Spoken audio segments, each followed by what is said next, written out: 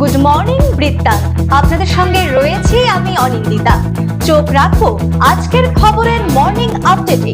আজকের আবহাওয়া কেমন যাবে, আমাদের সঙ্গে টেলিফোনে রয়েছে আমাদের প্রতিনিধি। জেনে নিন তার থেকে আজকের আবহাওয়া রিপোর্ট। দেখো, উত্তরবঙ্গ কৃষি বিশ্ববিদ্যালয়ের আবহাওয়া দপ্তর যে বার্তা দিয়েছে তাতে বলা হয়েছে যে আজ কিন্তু উত্তরবঙ্গের সর্বত্র আকাশ মূলত আংশিক মেঘলা থাকবে। কোথাও কোথাও কিন্তু দু এক পশলা বৃষ্টি হতে পারে, মাঝারি বৃষ্টির কিন্তু পূর্বাভাস রয়েছে। সামগ্রিকভাবে এমনটাই পূর্বাভাস উত্তরবঙ্গ কৃষি বিশ্ববিদ্যালয়ের আবহাওয়া দপ্তর। এক্ষেত্রে বলা হয়েছে উত্তরবঙ্গের উত্তরের 3 জেলা, বিশেষ করে আলিপুরদুয়ার, জলপাইগুড়ি এবং কোচবিহারের ক্ষেত্রে কোথাও কোথাও কিন্তু হালকা বৃষ্টি হতে পারে।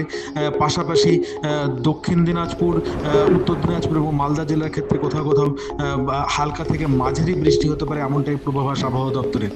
পাশাপাশি দিনের সর্বোচ্চ তাপমাত্রা 37 ডিগ্রি সেন্টিগ্রেডের কাছাকাছি থাকবে এবং সর্বনিম্ন তাপমাত্রা কিন্তু 25 ডিগ্রি সেন্টিগ্রেডের কাছাকাছি থাকবে, এমনটাই পূর্বাভাস আবহাওয়া দপ্তরের। দিনের বাতাসের যে গতিবেগ সেটাও কিন্তু 11 কিলোমিটার প্রতি ঘন্টা এমনটা থাকতে পারে, এমনটা পূর্বাভাস দিয়েছে উত্তরবঙ্গ কৃষি বিশ্ববিদ্যালয়ের আবহাওয়া দপ্তর। দেখে নিন গত 24 ঘন্টার খবরের দুরন্ত আপডেট। সোমবার নবান্ন থেকে অন্নপূর্ণা যোজনার উদ্বোধন করলেন মুখ্যমন্ত্রী শুভেন্দু অধিকারী। আজ থেকে শুরু হলো অন্নপূর্ণা যোজনার টাকা দেওয়া। হেমতাবাদ বিডিও অফিসে 5টি অঞ্চলের মহিলাদের নিয়ে একটি অনুষ্ঠানের আয়োজন করা হয় এদিন, যেখানে বিডিও বিশ্বজিৎ দত্ত, পঞ্চায়েত সমিতির সভাপতি শম্ভু রায়, পঞ্চায়েত সদস্য বিপ্লব সরকার সহ প্রশাসনের আধিকারিকরা উপস্থিত ছিলেন। এদিনের এই কর্মসূচিতে 100 জন সুবিধাভোগীর হাতে অনুমোদন পত্র তুলে দেন বিডিও সহ অন্যান্য প্রশাসনিক আধিকারিকরা। নতুন নিয়ম অনুযায়ী যোগ্য উপভোক্তারা সরাসরি নিজেদের অ্যাকাউন্টে এই প্রকল্পের টাকা পাবেন। লক্ষ্মীর ভান্ডারে বিপুল দুর্নীতির কারণে ফর্ম ফিল আপ বাধ্যতামূলক। আগামী 3 মাস অবধি ফর্ম ফিল আপ চলবে, অনলাইনেও ফর্ম ফিল আপ করা যাবে বলে জানান বিডিও বিশ্বজিৎ দত্ত। রায়গঞ্জ পৌরসভার 25 নং ওয়ার্ডে দীর্ঘ 9 বছর পর নিজেদের দলীয় কার্যালয়ে পুনরুদ্ধার করল সিপিআইএম। অভিযোগ, 1998 সাল থেকে কার্যালয়টি সিপিআইএম এর দখলে থাকলেও পরে তা তৃণমূলের দখলে চলে যায়। সম্প্রতি রায়গঞ্জ থানায় সর্বদলীয় বৈঠকে রাজনৈতিক দলগুলিকে নিজেদের দখলে হওয়ায় কার্যালয় পুনরুদ্ধারের অনুমতি দেওয়া হয়।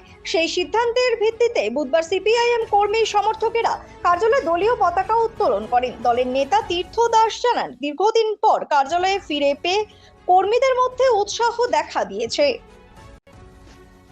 অন্নপূর্ণা যোজনার আওতায় মহিলাদের সামাজিক সুরক্ষার জন্য মাসিক 3000 টাকা প্রদানের কর্মসূচি শুরু হলো। বুধবার রায়গঞ্জ বিডিও অফিসে আয়োজিত অনুষ্ঠানে উপভোক্তাদের হাতে শংসাপত্র তুলে দেওয়া হয়। উপস্থিত ছিলেন হেমতাবাদের বিধায়ক হরিপদ বর্মন, বিডিও কামাল উদ্দিন আহমেদ সহ অন্যান্যরা। উপভোক্তারা এই প্রকল্পে খুশি হলেও তাদের দাবি, সামাজিক সুরক্ষার পাশাপাশি কর্মসংস্থানের দিকেও নজর দিক নতুন সরকার। প্রতিদিনের প্রতি মুহূর্তের খবরের আপডেট পেতে চোখ রাখুন নিউজ বৃত্তান্তের ফেসবুক পেজে। সাবস্ক্রাইব করুন নিউজ বৃত্তান্ত ইউটিউব চ্যানেলকে।